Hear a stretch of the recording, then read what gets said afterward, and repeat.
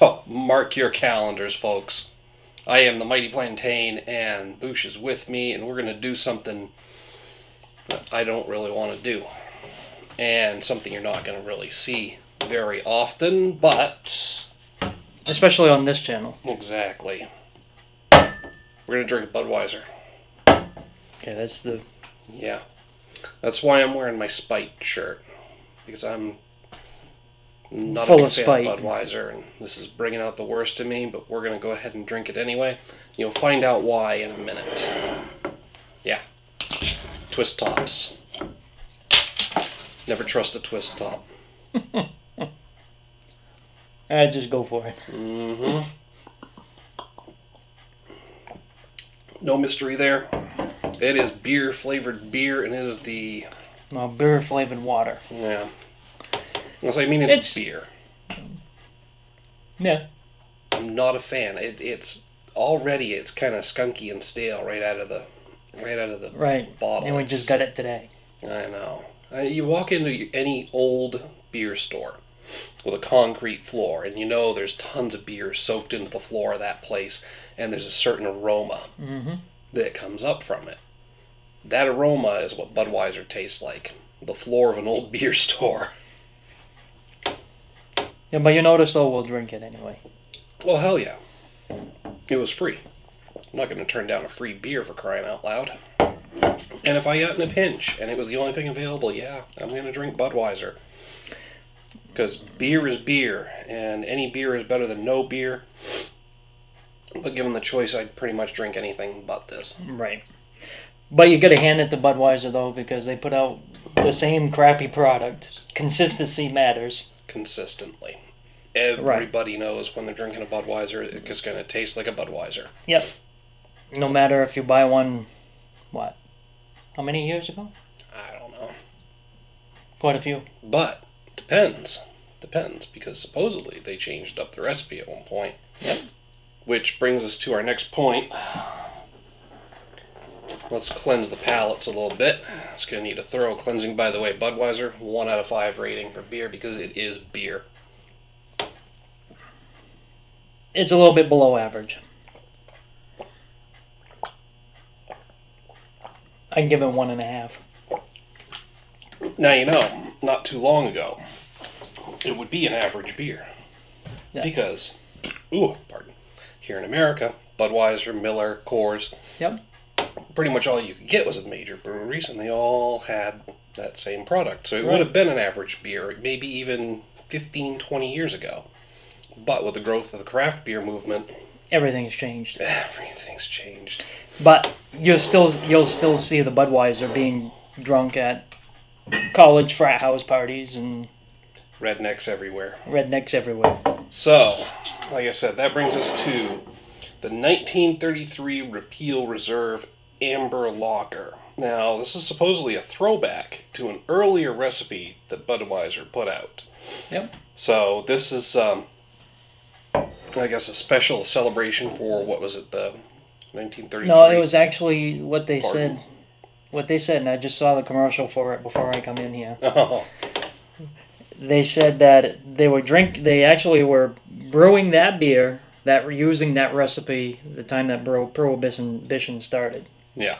And they never went back to it. Yeah, they went and And- made the stuff we know now that's Right. full of rice and Which sadness. right. So, Yeah. So not a whole lot on the label telling us exactly what's different about the Amber Lager, but right. this is an Amber Lager, whereas your Budweiser is basically just a regular lager, right? Yeah. Yeah. So, I wonder if it's brewed mostly with rice. I do like the shape of the bottle. I love these throwbacks. The throwback bottle's nice. But again, Twist off. another twist top.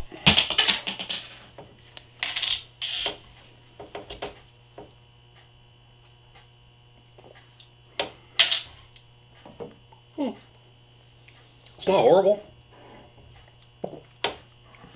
They should have kept this recipe. There's a little bit of sweetness up front.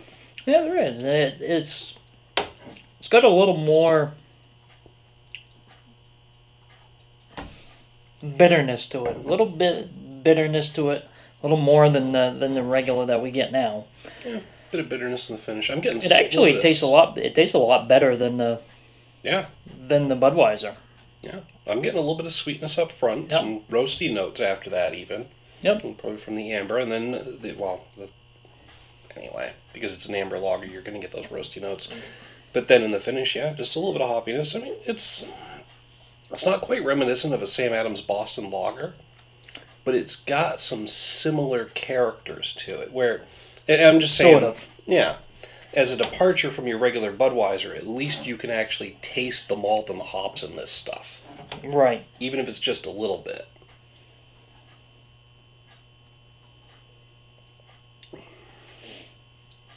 .1% ABV too, which is a bit of an improvement over regular Bud. I can't find the ABV on the regular Bud label, but I believe it comes in around 3 or 4. I think it's actually 5. Might be 5. Yeah.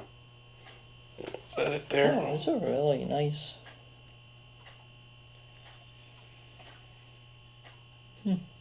Well, if it is on there, it's pretty small print, and I can't find it right off, so I'm not going to work too hard for it. But yeah, at 6.1, this is a little bit stronger than your regular Budweiser. I at least know that much. Well, I guess given the choice, I'd definitely go for the Amber Lager. Yes, I would too. Honestly, I think I'm going to put this at a 2.5 out of 5. I was going to say about a 3, considering it's not blowing me away like. Yeah. But I really wasn't expecting it to. But no. It's actually does have it's blowing me away as far as how different it is. Yeah. Actually, how different the flavor is. See, I was on the fence on giving it a 3 at one point, but then I'm thinking I'm gonna compare it to other craft beers, and honestly, this doesn't stand out from the field with craft beer and what I'm used to drinking. I mean, definitely, if it was a 1 to 5 scale between these two beers and they were the only two, yeah, you're looking at a 1 and a 5. Yeah, it's that different, but in the overall scope of things, for me, this is only a 2.5, which puts it as an average beer, which is really about right anyway, because it does have the different flavor, which is what I like. Yeah, that's not bad. I could drink that actually. I wouldn't. If I had a choice between these two, it'd definitely be the amber. Oh, absolutely. Be that one. I mean, there's a lot of products I drink over these amber lager, but there's a handful that I would drink this. Well, there's a handful of just regular. There's a handful of major breweries that we would like. Really, I'd go for a Miller Lite over this anytime. I think so. Yeah. Yeah. I don't know. I think between the Miller Lite and the Amber Lager, I'd be on the fence. I guess it just depends on what kind of mood I'm in. Yeah. But I don't think this is going to be. Well, the thing is, the Miller Lite has a little bit more hoppy flavor, actually, and that's what you really like. Mm-hmm. That's why I pick it over the Bud Light and Coors Light. Pardon. This actually does have a little bit of a hoppy flavor. Not much, but just a tad. Finish. So yeah, I'll give them credit for producing a better product than they usually do overall. But that's just a couple of opinions on these beers. Make sure to hit us up down in the comments, the email link down below. Let us know what you have to say, what you think about the beers. The Prohibition Repeal Amber Lager, really great, or is it really horrible, or is it just meh? Or do you think it's worse or better than Budweiser? Love to hear from you. While you're down there, make sure to click like and share, and don't forget to subscribe so you get notifications whenever a new video is posted. Until next time, folks, thanks for tuning in. Cheers. Keep drinking.